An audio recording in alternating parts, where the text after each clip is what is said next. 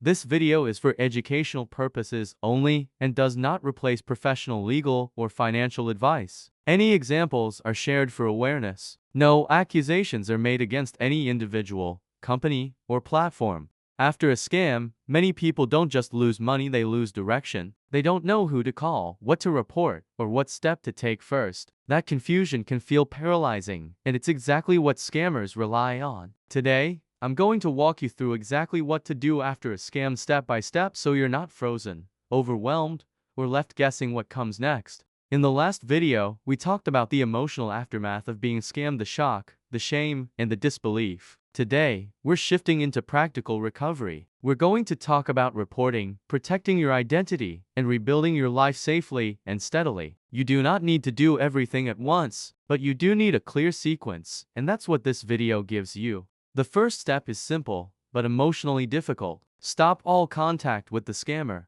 Do not reply. Do not argue. Do not try to recover money through them. Do not explain yourself. Block every phone number, email address, social media account, and messaging app connected to the scam. Every additional message keeps the psychological manipulation alive. Silence is not weakness, it is how you take your power back. Next, you need to secure your digital life. Immediately change passwords on your email accounts, your banking apps, your social media, any financial or crypto-related platforms you use. Do strong, unique passwords. Enable two-factor authentication everywhere it's available. If scammers accessed your email, they may still be able to reset passwords without you knowing. This step cuts off that access and protects you from further damage. As soon as possible, contact your bank, credit card company, or payment provider. Even if the money is already gone, the report still matters. Ask them to document the fraud and flag your account. If cryptocurrency was involved, also report the incident to the exchange or wallet service that was used. Not all funds can be recovered, but documentation matters for disputes, investigations, and future protection.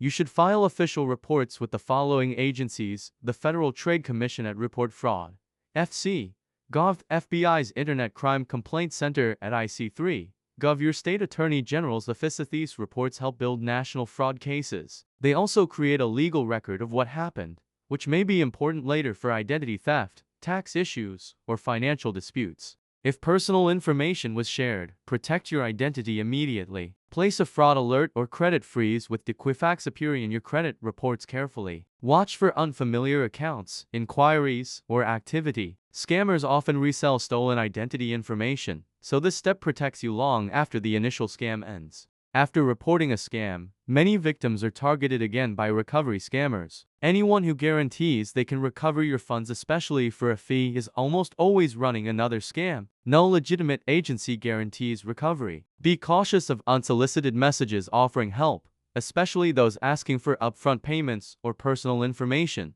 Financial recovery does not happen overnight. Start with the basics, create a realistic budget, prioritize essentials, rebuild emergency savings, slowly avoid quick money opportunities or pressure-driven decisions. The goal here is stability, not speed. Slow progress is still progress. Scams don't just damage finances, they damage trust. Talk to someone you trust about what happened. Consider support groups or counseling if needed. Healing is not weakness, it's recovery, and it matters just as much as the financial steps. If you're watching this after being scammed, I want you to hear this clearly. Your life is not over, you are not broken, and you are not alone. Take this one step at a time. If this video helped clarify your next steps, please share it with someone who might need it, and subscribe for continued scam education, awareness, and real recovery guidance.